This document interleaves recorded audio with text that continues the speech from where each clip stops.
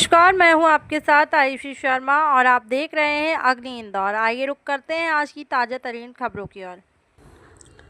नगर के व्यवसायी इस आधुनिक दौर में अभी भी जागरूक और सतर्क नहीं हुए हैं, जिस कारण वो ठगी का शिकार होते हैं। गत दिवस एक महिला अपने कपड़े की दुकान पर ही ठगेरों के जाल में ऐसी उलझ गई कि करीबन 7500 रुपए के कपड़े का एक ठगोरा लेकर रफूचक्कर हो गया और महिला दुकानदार हाथ मलते रह गई। नगर के स्टेशन रोड स्थित अनूप बेकरी के पास करीबन 8 साल से कपड़े की दुकान चलाने वाली श्वेता सोनी को एक ठगोरे ने भीड़ का फायदा उठाते हुए ऐसा उलझाया कि एक व्यक्ति बातचीत में संपन्न परिवार का साबित कर झांसा देकर कपड़े लेके भाग निकला। पीड़ित महिला दुकानदार श्वेता सोनी ने बताया है कि आज ग्राहक बनकर आए ठगेरों ने आते ही कहा कि मेरे घर का ओपनिंग है और अपने स्टाफ को गिफ्ट देना है, मुझे अच्छे कपड़े बताओ। महिला से 10 स्वेटर, 6 स्टॉल, 4 जोड़ी फरवाली, 6 इनर और 2 हेडफोन कुल कीमत लगभग 7500 रुपये लेकर फरार हो गया है। कहा कि मेरी कार पास में ही खड़ी है, नौकर को भेजो, मैं पेमेंट वही दे दूंगा। यदि इन सामान में कुछ पसंद ना आया तो मेरी वाइफ आपकी दुकान में आएगी और बदल कर ले जाएगी। महिला दुकानदार विश्वास में आई और नौकर को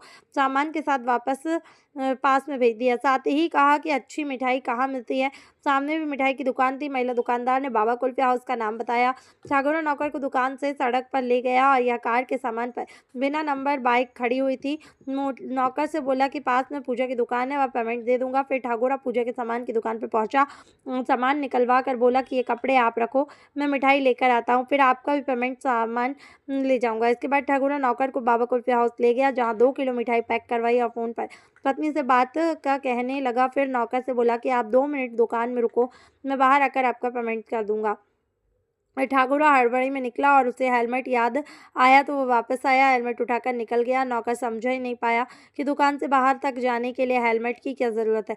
नौकर रेस्टोरेंट में इंतजार कर रहा था, लेकिन ठाकुरा तो पूजा सामग्री की दुकान पर तुरंत पहुंचा और 7500 रुपये के जो कपड़े लाया था वो भी लेकर रफूचक्कर हो गया। हाँ, हमारे दुकान में ग्राहक बन के आया एक आदमी और हमसे स्वेटर वगैरह बहुत सारा माल निकलवाया। 7500 का बिल बना उसका।